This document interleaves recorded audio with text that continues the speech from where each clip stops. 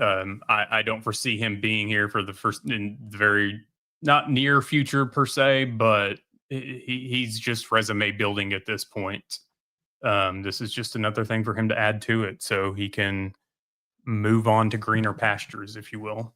Well, I mean, and the Baylor AD job just come open. So, I mean, maybe it's one of those things that, hey, he's trying out. We'll see what happens. You,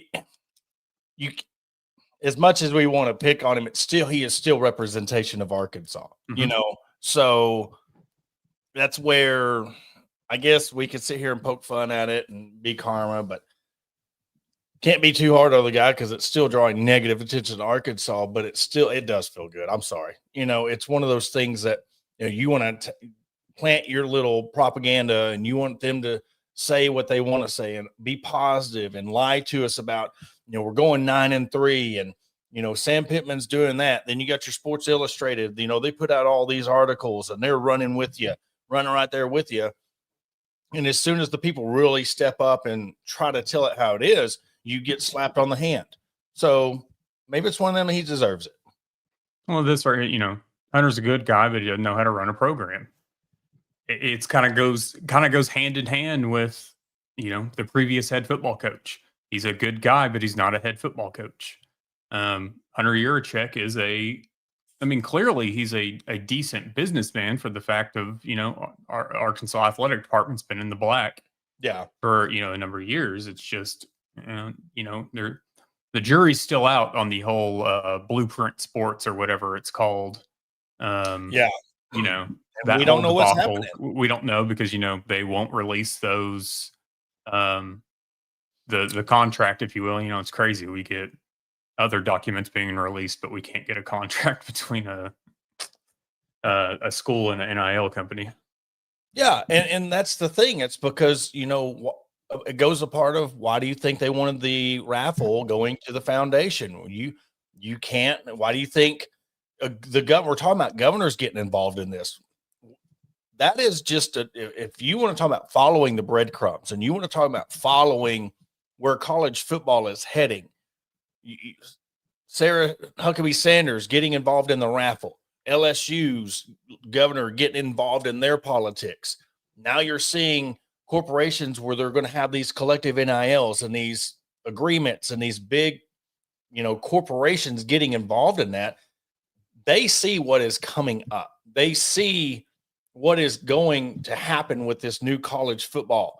And I'm telling you, if it goes where we think it's going, don't laugh at a 2014 playoff. Don't laugh at the fact that as soon as I said, or they said they were coming out where players are getting paid, I'm like, okay, they're going to want them to play more games. Hence, we have a pause. I don't even know if it's actually live yet. It starts in 3 days, so we're not going to have one this weekend. Wow. So the Missouri one will be the last one of the football season. But that's crazy. You think they would continue it to get people to, 2 weeks but they don't care. No. But what I was getting at is people are going to follow the money. And if they can see a way of funneling money into these corporations or these people that are retiring from their jobs, starting to get into the NIL game and make money off of it, why not? But follow the crumbs. Start seeing who's getting involved in this stuff with the NIL. Why do you think that bigwig down in Texas Tech you think he's just pissing away millions of dollars a year? He knows what he's doing. Mm-hmm. I mean, he might not be getting it from the simple aspect of an ROI out of the players itself, but he's getting something somewhere. Millionaires aren't stupid. They're not just going to give away money. Oh, and we're going to be seeing it, which, this is all still early, all still preliminary, all still just kind of behind the scenes talk. But, with whoever the coach is coming in, there's a NIL initiative push. Is it directly coming from the Walmart name? No, it is not. Is it coming with somebody directly tied to Walmart? Yes, it is. Is it that person retiring at the end of the year? Yes, he is. So there's things that are happening. They're just not going to be. We're not going to have full details for a little while. Mm-hmm. But all the promises that we've been told that supposedly coaches are being told is, like we've said previously, this current football roster got around 16 million in NIL, which, sorry, you overpaid for a 2-10 season if that's what it ends up being. And you overpaid for a 2-8 season at this point. But they're saying that, hey, we're going to double to triple that. So you're looking at 32 to 48 million. So we'll just say $40 million to NIL. Okay, so you're finally ponying up to play. And it's one of those, they've all come out and said, or Pittman and Juracek, he wasn't given the resources. 100% agree. He was not given the resources. But at the same time, that can't be your excuse for it. So now, this the next coach, whoever it may be coming in, yes, you will have, from what we're all being told, the likes of $40+ million to work with. I think that that's kind of your bare minimum start. That's where you need to be starting at to play ball, if you will. Well, and to add to that real quick, if you're going to be rebuilding your whole damn team, you better start with 40. Yeah, because you're going to have to get, portal guys that can come in and are ready to play and ready to contribute. So we'll see what happens with the NIL stuff in the coming months. But is Gus really an option? I've never thought that Gus would really be an option. I've heard his name thrown out a few times. It's one of those things. I think the ship with Gus Malzahn has sailed. There's still people with the board, within the state of Arkansas, fans, whoever, that they want to go ahead and finally make it happen, if you will. I'm not one of those people. I'm not saying. Gus is a great offensive mind. I think he's, for where he's at right now, and this isn't a shot at him or anything. I think that he is rightfully suited as an offensive coordinator at a high program. I think that Bobby Petrino is in that same conversation of being a better fit as an offensive coordinator than running a top program or a program in a top conference, however you want to play it. Whether Dillingham or Mario Cristobal, I know his name has been thrown out by a couple over on Twitter the past day or two. I don't know about either one of those. I think there's potentially some more smoke coming up with Dillingham's name. It still goes back to, kind of what we heard in the early days of this after Pittman was fired, that Dillingham would kind of be using Arkansas's opening to get more money for himself out of Arizona State. But then here we see again Dillingham in press conferences once again kind of having issues with NIL and what his players are getting for NIL and these different ideas. So he's frustrated there. So maybe that's something that's going to pull him away from Arizona State. Cliff Kingsbury's a name that I've thrown out a few times that, I know a lot of people have talked about Eric Morris in North Texas.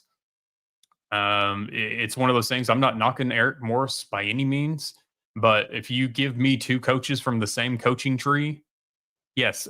Now, before I go forward with this, I know that Cliff Kingsbury's college record is not that great. He's right above 500, I believe. But when people are coming in talking about Eric Morris and the quarterbacks that he's had a hand in either recruiting or developing, Cliff Kingsbury's right there with the same ones.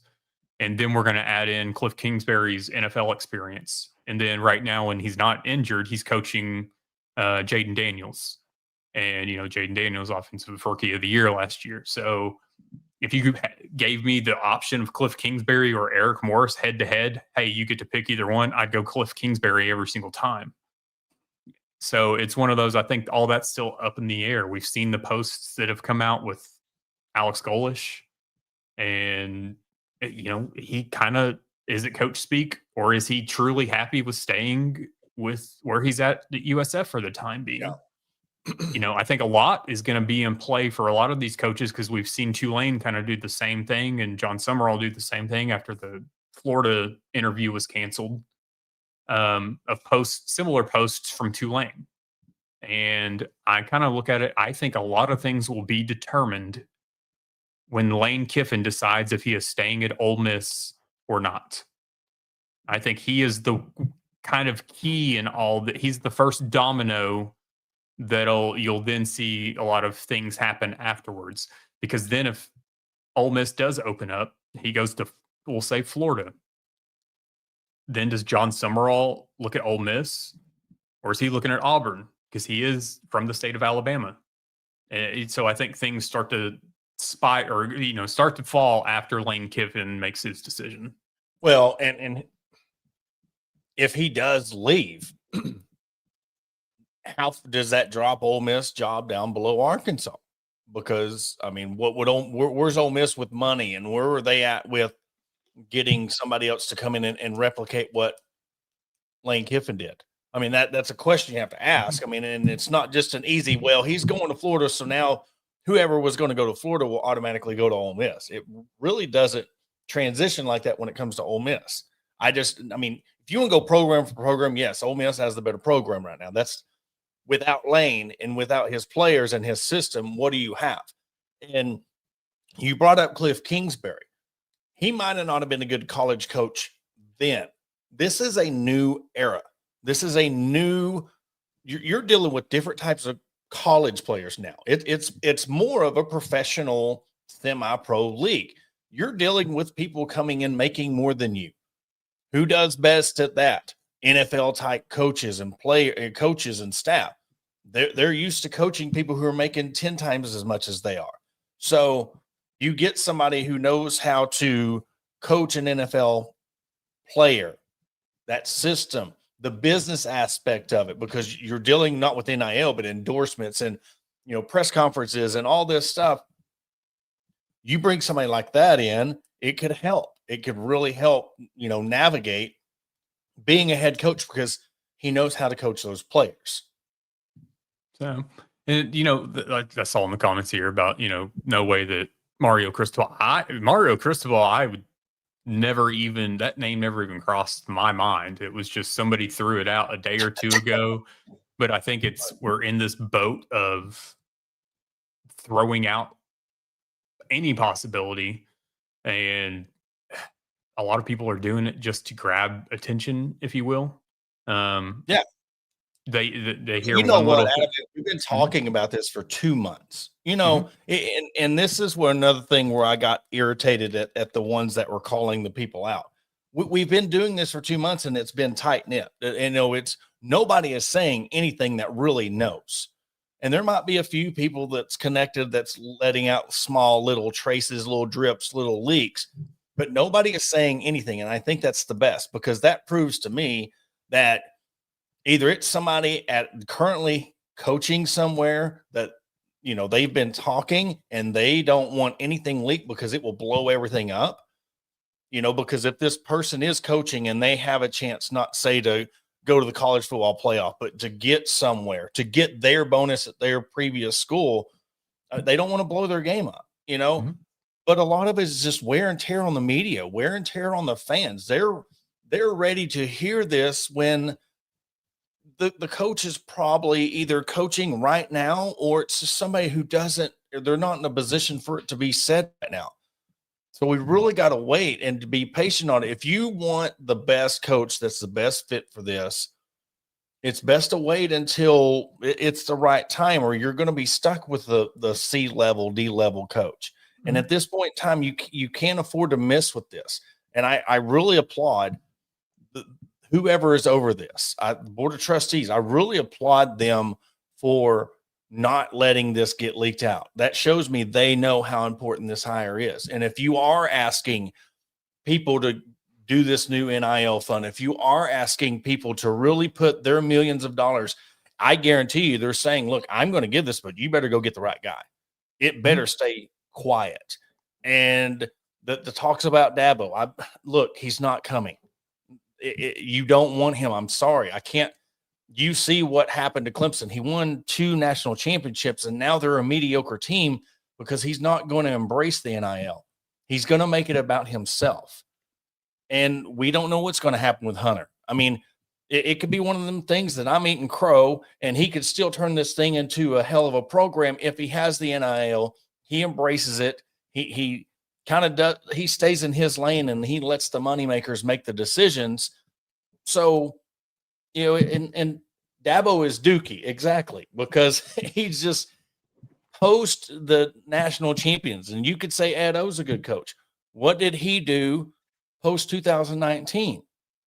You see national championships and you automatically think it's going to transition to we're a different game now. Look at Ryan Day. Couldn't sniff it, couldn't get to the top. NIL comes in. He buys himself a $22 million roster. He wins a national championship. It's all, I mean, I think a lot of it is what is going to garner the most interactions, most engagements, and most views. When it comes to a lot of the posts and things of that nature, because we've gotten to a point that it's more about getting the views than it is talking about what's actually, I guess, going on. Or this, I mean, I would rather sit and listen, I guess, to somebody being truthful and let's talk about all of this that's being thrown out there versus I'm just going to start throwing names at a wall and hope that one of them sticks, because that's what we've seen a lot of with any coaching search. And then a lot of your national, your larger media guys, here's the thing too with them. They know that, especially in a time like this right now, they can post just about anything that has to do with Arkansas, and Arkansas fans are going to bite on it. And they're going to be all over the comments. They're going to be sharing on it. They're going to be just, I mean, honestly, feeding into the algorithms that pay a lot of these people, and that they're getting their money's worth anytime something is going on at Arkansas.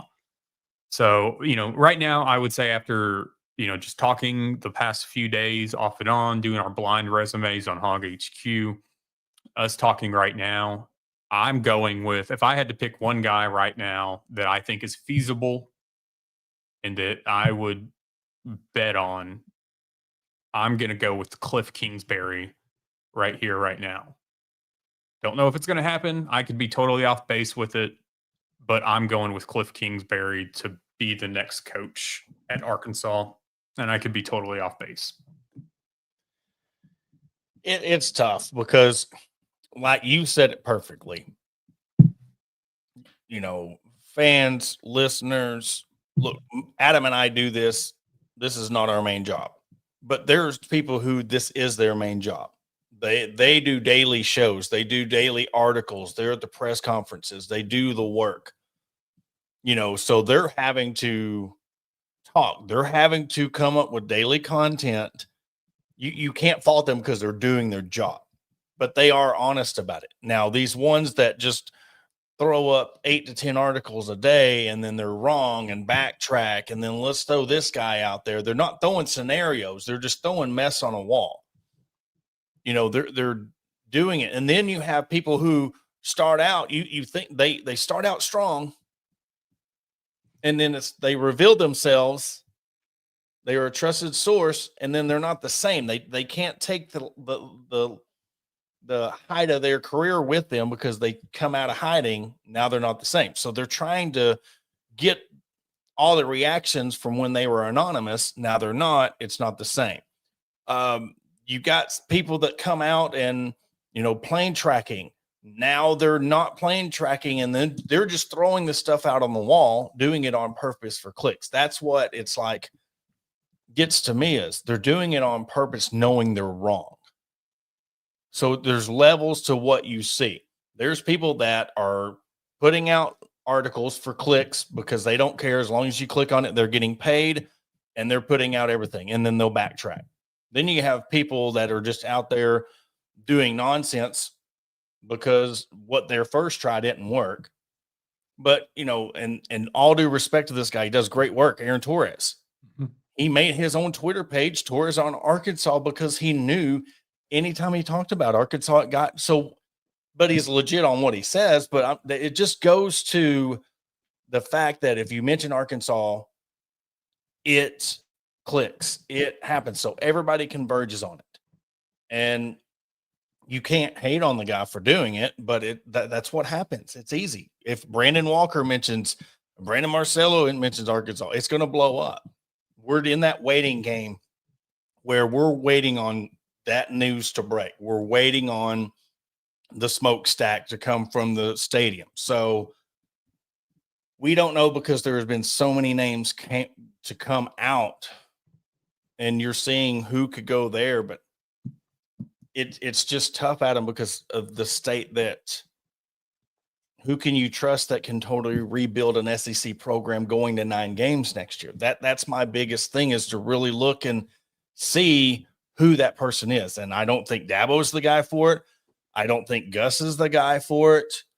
There's people throwing out Matt Campbell's name. I don't think he's the guy for it, because this is a whole different ball game of what you're having to do in the rebuild. You're going to come in on a concrete foundation and have to build this thing up, and then be the one that is going to get the money people behind you. Mm-hmm.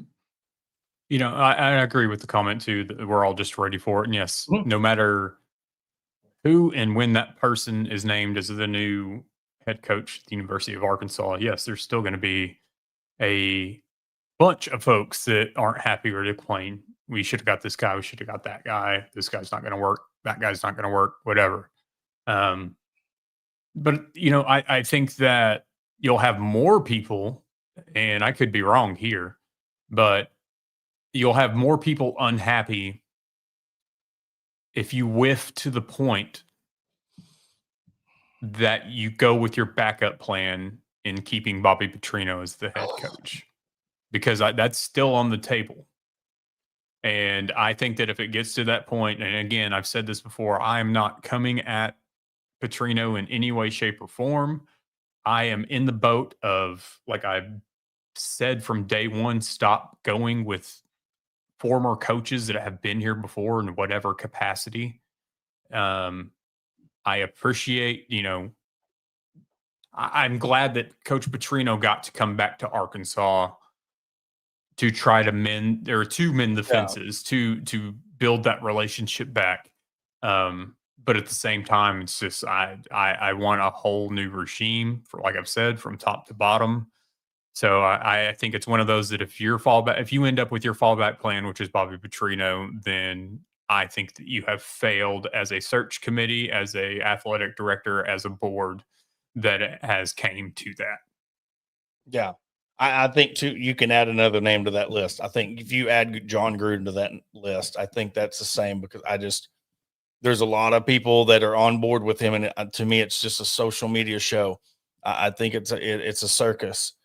I mean, he gets up and hypes, and he, you know, unboxes his things, and he does this. I can't get down with the whole John Gruden thing. There's a lot of people, and that's where you don't know. There's a lot of people mentioning it, but then there's a lot of people saying that's just a smoke screen. To me, I wouldn't be mad if it was a guy like Golish or Summerall, you know, somebody who, and if, you know, the reports are true, you know, you look at what was tweeted out today. If USF gets there and knocks him down and they negotiate a deal to keep him, you're in that, you know, in a weaker conference where you can go undefeated and get a chance to the college football playoff. He might stay, but he might want the challenge. I like him because he's a no nonsense guy. I think you know, you're talking about having the fortitude to come in and rebuild a program. I think he can do it.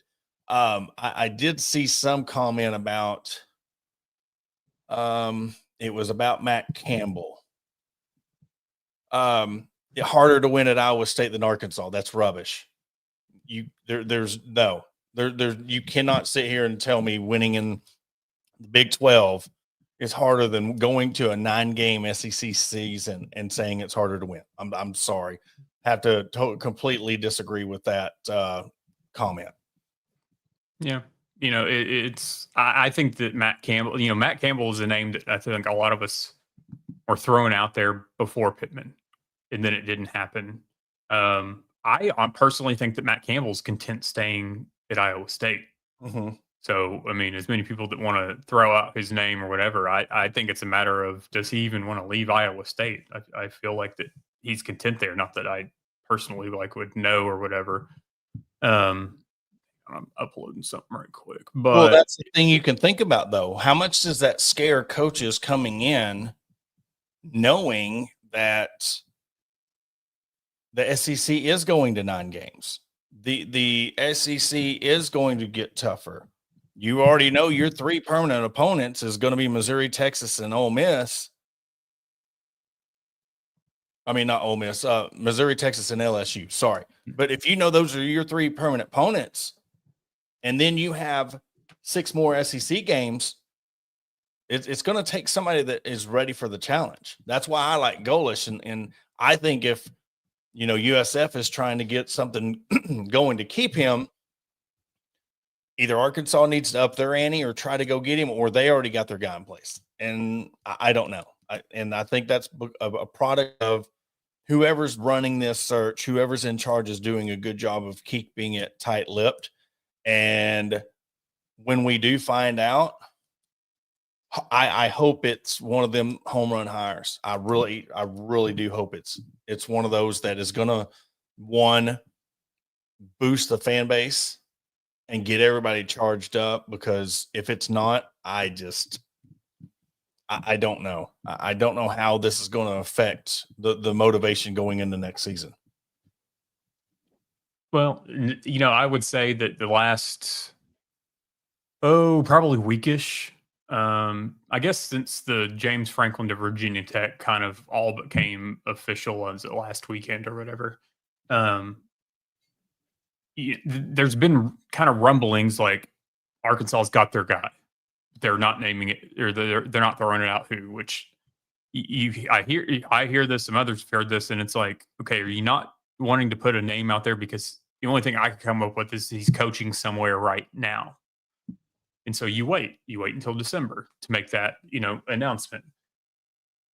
But then I still see that they're still interviewing here and there. And I'm like, you don't have your guy if we're still hearing about interviews. So it's just one of those things. It doesn't sit well with me, just where we're at with it. But the only thing that I could hope for is the reason that we haven't is because it's a sitting head coach.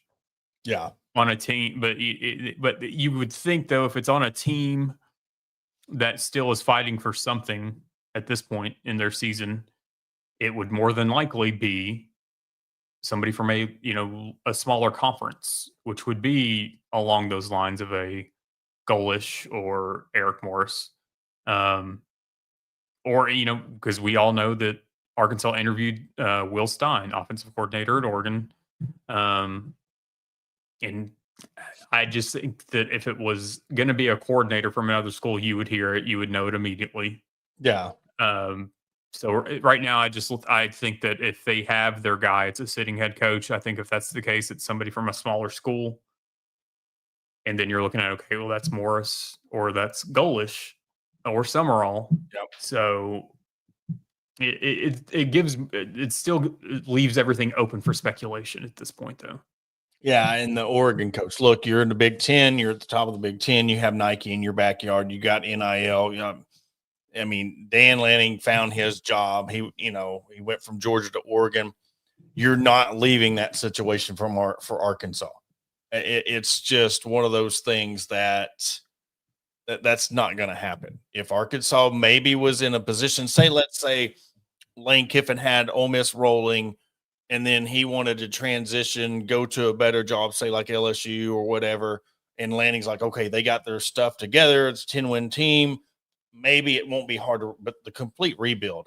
That's a pipe dream. I mean, Lanning, he's good where he's at. Mm-hmm. He's got Ohio State really and Indiana really to worry about, and so maybe 3 teams really, if Michigan comes back up or, whoever. But if you're looking at the Big Ten, you've got 3 teams to worry about. Big 12, 3 teams to worry about.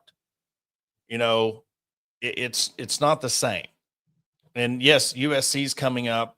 So you add them this year. Are they going to be there next year? Or they are. There's 4. SEC's got 6, 7 teams you have to worry about beating, or you have to worry about taking your spot in the SEC. So it's I never really realized it until like this is the first year I've really, because I've always, past years I'm an ACC guy, and always showed the bias. But now I'm really, you take the hat off and you're like, and you're seeing these games and you're seeing how like OU beating Alabama and how physical they are. There's teams that you want to stack conference for conference. I'm not saying SEC would go 16-0 against the Big Ten or ACC or whatever, but they would win a majority. I mean, easy 8, 9, 10 of those games. Yeah.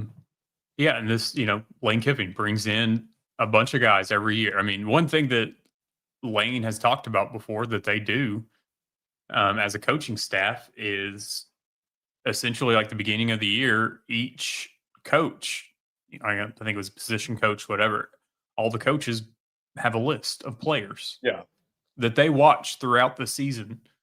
And the second one of those players hits the portal, they're on them, which I still feel like there's a little bit of word I'm looking more tampering going on.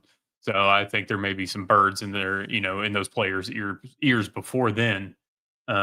Anything that Lane Kiffin does from here on out, and I think some folks are in agreement here, I think all roads lead back eventually to Alabama for Lane Kiffin. Mm-hmm. Not saying it's anytime soon, but I felt like for a while that all Lane Kiffin's future, whether it's retirement or however it pans out, I think that Lane Kiffin wants his shot to coach LSU or to coach Alabama. We're just seeing a lot more him talk about the things that he learned under Nick Saban and that he's now like using and utilizing the knowledge and whatnot that he was given. And I think that it's one of those that he wants to see what it's like to be the guy at Alabama and try to have just a glimmer of the success that Nick Saban had there. Not saying that he would get that, but to be able to go in and potentially win one national championship at Alabama for Lane Kiffin could be what all he wants. Yeah, because nobody's ever going to be what Saban. No, you're not going to have 6 national or 4 national championships in a span of 10 years, or you're not going to have that anymore in this landscape of college football. But you brought up a good point, him wanting to go there.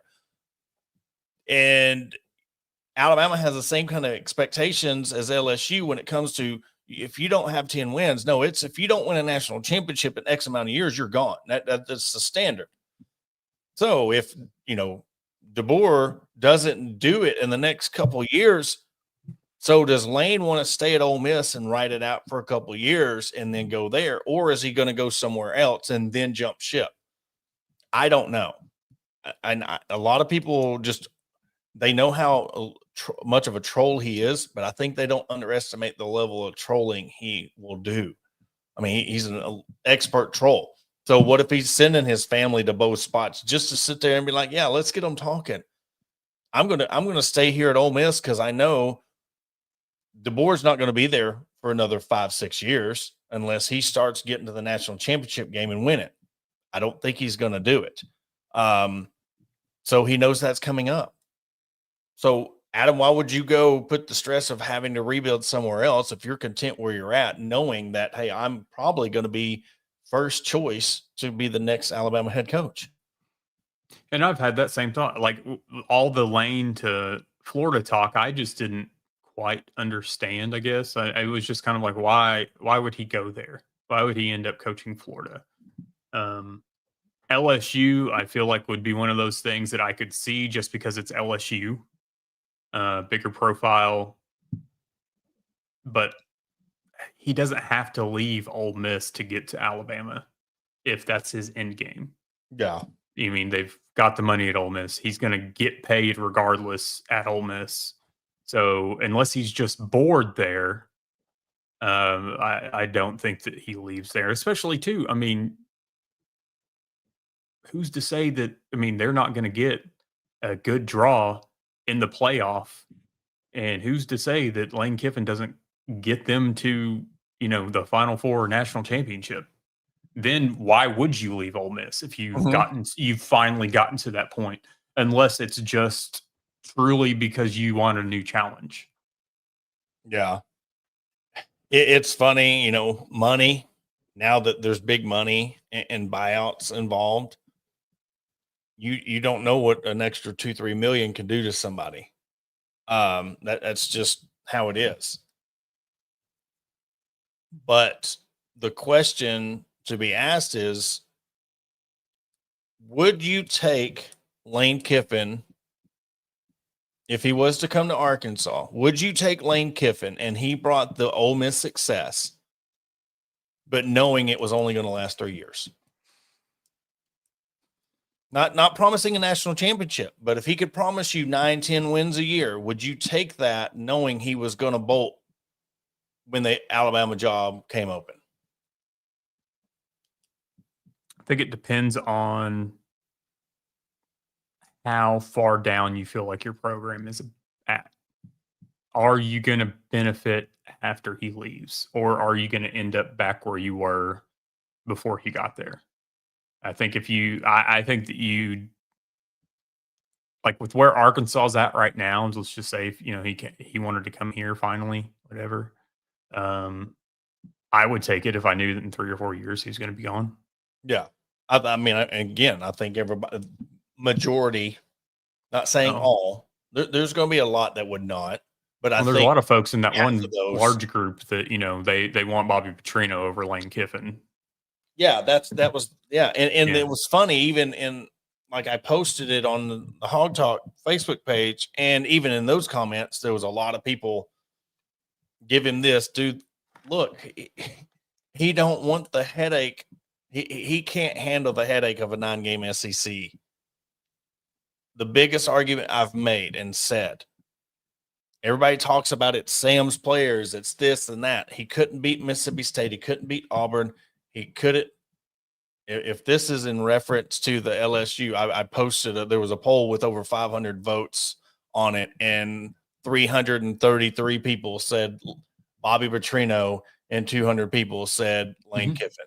So, I mean, there's a lot of people.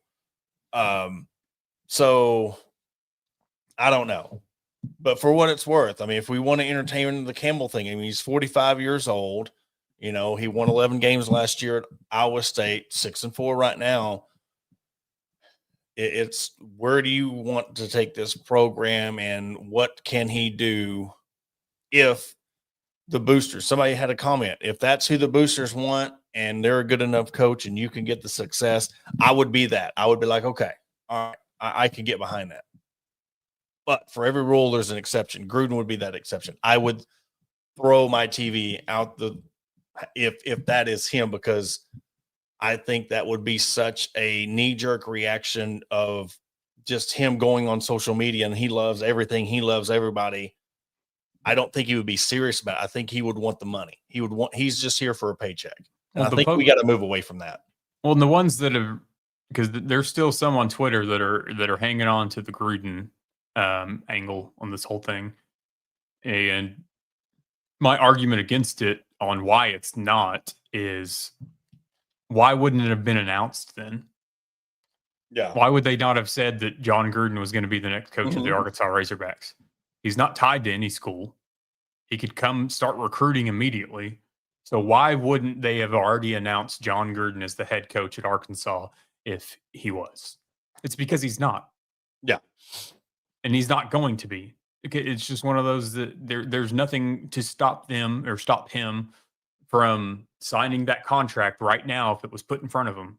So why hasn't he done it if he's the guy? Why hasn't he been introduced yet? Why isn't he out recruiting already? Well, I mean, there's a number of whys to this that I don't get why sometimes I feel like folks are posting it just to get the attention, and then that attention seeking or whatever, folks read it and they see a large following, 5,000, 7,000 followers on Twitter, whatever the case is. They're like, oh, he's got a bunch of followers. He knows something. And then they jump on board. It doesn't make sense on why it wouldn't be announced if John Gruden was going to be the head coach. Yeah, that's fair. It's just, again, I think it's the fatigue of how long this has been going on and how long, he was the first coach fired. So, and a lot of people was on the Franklin thing, him going there because of the family. I mean, I don't know. It's hard when you bring family into a situation that Arkansas whiffed. If that's where his family wanted him to go, you got to go with. I mean, that's and it is easier path in the ACC than the SEC. I mean, everything lines up. I think going from Penn State to Arkansas would have been a lateral move for him. You're coming to a similar situation in a different conference. Penn State, talking about, they're always in the hunt, but you could get Arkansas into the hunt for the college football playoff, but could you get them to the peak? At Virginia Tech, you're getting the money.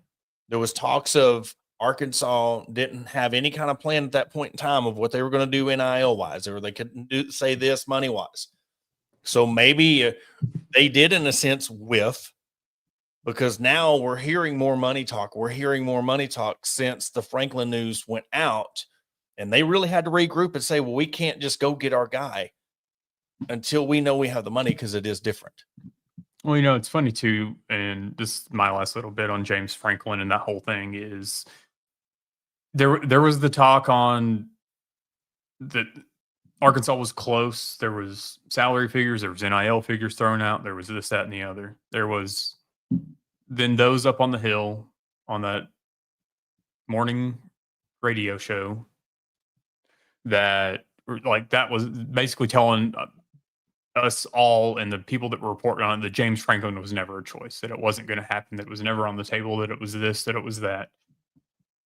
But then on the flip side, you're hearing from, other sources 24/7, some walk and talks with Biddy and others, that James Franklin, that they were asking questions about Arkansas's stability, which obviously that has to do with, the athletic director, NIL, everything that comes with it.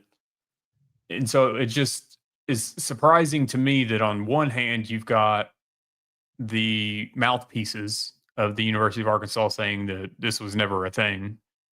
And then you have others that are still close to the university, and I feel like they report a little bit more truthfully and a little bit more. They're allowed to share their opinions a bit more, saying that this was a thing. I don't think it's necessarily that Arkansas whiffed when it comes to offers and NIL and things of that nature. I think that maybe some of the instability within the athletic department does play a factor in this. Yeah.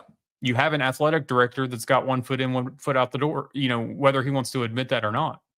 And that, I think that can come into play in some of this. You don't know who your boss is going to be in a year, and maybe a head coach doesn't want to deal with that. Yeah, absolutely. And there's a lot of drama going on. And then you have, like I said, Hunter going on Sports Center or whatever and talking and just totally embarrassed himself, but you still have those backing him.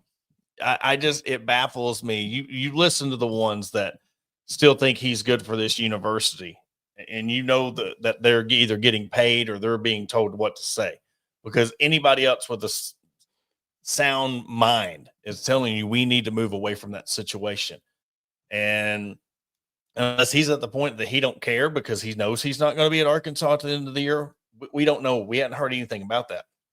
And it's crazy because that just shows you where Arkansas is. That's not even being talked about because we don't know where this program is going to be come January. We don't know who the head coach is yet. And I hope we find out soon because, again, I have a feeling if some of these other names, say Summerall does go to Auburn, say Golish stays at UFS, it's going to start causing panic. Mm-hmm. And I think there's going to be a lot of people starting to panic. And the more panic there is, the more limelight that needs to be on that name to calm people down. That's just my opinion on it. Well, the next few weeks could be fast and furious for us fans. Yeah. So I hope it happens sooner than later. And, it's one of those things. I'm just ready to hear a name at this point so that we can go to the next step. Yeah. And we'll wrap things up. I know we teased it in the beginning, but yes, there's I don't know what any other reason that the LSU band would be in Arkansas the week of Thanksgiving. But they will be. So that leads me to go into, is the Arkansas LSU game going to be played Thanksgiving week? I don't think it's going to be Black Friday. From the info I gathered, the band arrives on Friday, Saturday, and they'll be gone on Sunday. So that leads me to believe it's going to be a Saturday game. So, but they will be in the state of Arkansas the week of Thanksgiving in 2026. So for all those ones, you're thinking, yes, they've always played the Missouri game, but they're going to this 9-game schedule. So they're going to have to, move around the schedule and who plays when and where to make sure that all these things happen. So it kind of checks out. I was talking to Hutch today about it and getting their thoughts. They'll have an article out. They've already got one out about it. So our thoughts align with it truly happening. The official schedule doesn't come out till December, I don't think, but I have a I'm very strong feeling from the info I seen firsthand that they are going to be moving this game back to Thanksgiving week. And I know it don't mean much now because of how everything's going, but that's the one thing that fans want. They want that LSU game Thanksgiving week because it's been proven you always play them tough, and no matter how bad the teams are doing, it's always an electric game. I think if you replace the LSU game with that Missouri game, you talk about even if you're having a down season and you beat LSU, it means more than this borderline trophy. That, I mean, I'm all for it. We're going to play Missouri regardless. It's one of those things. I would just rather it not be the last game of the year in the spotlight because it's one of those. Losing to LSU just feels different than losing to Missouri, and I'm just tired of Eli Drinkwitz and the Missouri Tigers being the way our season ends. So it is what it is. But a lot of folks will be happy. You'll still have your people that want it to be on Black Friday and not the Saturday. At the same time, take it as a little win. Yeah, that we're getting that game back as potentially the last game of this regular season. What'd be even crazy is, that borderline trophy kind of loses its lackluster, but you take their head coach and you take it into the battle of the boot. That'd be funny. I don't know. Eli Drinkwitz is just a thorn in everybody's side. So, hey, if you can't beat him, join him. Next head coach. I'm joking. I would. If you want to get me to stop watching Arkansas football, hire Eli Drinkwitz. Oh, goodness gracious. But hey, look, all these names are being thrown out. Why not throw out Eli? Why not just throw him? He's going to be the head coach next Well, that did come to mind when there was somebody that posted that GIF of the tap water dripping because, DP over on Hog HQ likes to call him Eli Drinkwater. So I was just like, oh, there's a water reference. So maybe it's going to be him, but it's definitely not going to be Eli Drinkwitz. Yeah. Adam, you got anything else? No, I'm good. All right. Well, that will do it for this episode of the Hog Talk podcast. Next week, we will not, of course, be going live on Thursday. We're going to transition it to Wednesday and next week. We'll have our show on Sunday, HQ Live, 8:05. We'll be on 6:05. So Arkansas plays Jackson State tomorrow. Then, of course, the Texas game on Saturday. So plenty to talk about. And I'm sure the more names get thrown out, we'll have plenty of stuff to talk about that as well. But for Adam Hall, I'm Porter Hayes. I want to thank everybody for tuning in to the Hog Talk podcast. Please don't forget to go like, subscribe, download the podcast.